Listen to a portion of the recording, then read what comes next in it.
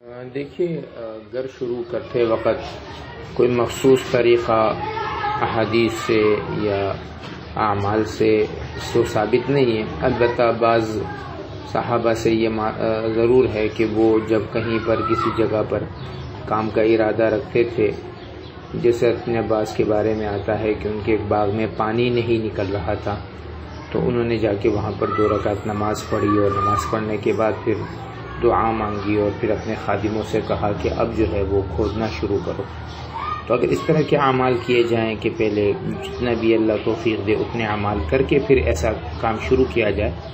تو بہتر ہے۔ اسی طرح صدقہ کوئی مخصوص طریقہ نہیں ہے کہ جانور لا کے خون وہاں پر ڈالا جائے، نہیں، کوئی بھی صدقہ دیا جائے تو وہ بہتر رہتا ہے۔ باقی اب جب شروع ہوا ہے تو اب تھوڑا سا کر لیا جائے اور روزانہ وہاں جا کے سورۃ یاسین وغیرہ کا سورۃ یاسین پڑھی جائے، جو بھی صورت یاد ہیں وہ پڑھی جائے، تاکہ اللہ رزق بلاؤں کو ٹالتے رہیں، صدقہ دیتے رہیں۔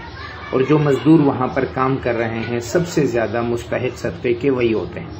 مطلب یہ ہے جو مزدور وہاں کام کر رہے اور اللہ نے آپ کو حیثیت دی ہے تو ایسا کر لے کہ بھائی ان کے دوپہر کے کھانے کی ذمہ داری اٹھا لیں